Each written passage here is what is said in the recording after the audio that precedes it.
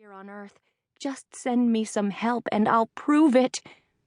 Now the dog was up on his hind legs, pushing against the tree and reaching for Ambrose like he was some kind of doggy chew toy. Determined not to go down without a fight, Ambrose hissed at him and took a swipe with claws unsheathed. That only made the beast more berserk.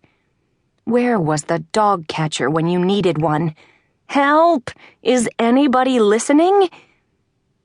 Out of nowhere, appearing as suddenly as the rain had come, Ambrose saw a man wearing what humans called jogging clothes. He ran up to the dog and yelled, "Go on, get out of here." Between the man's aggressive clap and that big canine-like growl of his, he not only scared away the dog, he almost gave Ambrose a heart attack. The beast loped off down the street, and the man said, "Okay, guy. Looks like you're safe." Safe. The best word in the world. Ambrose peered down at his rescuer. The fur on top of the man's head was what humans called blonde, not as handsome as Ambrose's orange coat, but a shade that humans admired greatly. And his eyes were as blue as a Siamese kitten's. He was large, which meant he probably had a spacious, comfy lap. The friendly smile he wore showed the man was a kind person. Something about that face looked familiar. Where had he seen this man before? "You're on your own now," he said to Ambrose, who was still clinging to his branch. "I know you can get down anyway. You aren't going to want to stay out in this weather any longer than me," he added, and then jogged off down the street. Ambrose could hardly believe he was safe. Wet, uncomfortable, and hungry, but safe.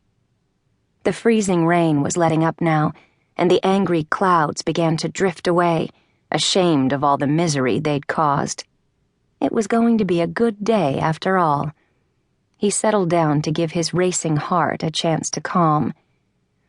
One last gust of wind whooshed past him with a whisper, "Remember what you promised." Of course, Ambrose remembered, and he would be a better cat when the opportunity presented itself. There was no hurry, really. He made his way down the tree and was halfway across the lawn when he caught sight of the same dog loitering on the corner. The dog saw him, too. "Yikes! Time to scat!" Ambrose darted into the street. A screech of brakes, a spray of water, and an angry honk of a horn made his lives flash before his eyes once again, as Ambrose barely dodged the huge metal monster. Once more the wind whispered. This time it said, "Last chance." Okay, he got it. The time to atone for his wicked past was now. But how, exactly, was he supposed to do that? Where to start? And with whom? The storm had pretty much scrubbed the street of living creatures, except for the murderous dog and that big man. Helping the dog with anything was out of the question. That left the man, which made sense. A life for a life. He set off at a run. His rescuer had a head start, but Ambrose had 4 legs, which evened things considerably. He caught up with the man in time to see him enter a house on a quiet street. It was a large house, much the same as Ambrose's old home, freshly painted and blue as a robin's egg, and it had a chimney. That meant a warm fire on a cold day. Not a bad place to land. It took patient camping under the bushes by the porch, but finally, Ambrose was rewarded, and the door opened to reveal the same man, this time wearing different clothes. He stepped out of the door, and Ambrose rushed in. Oh, delicious warmth.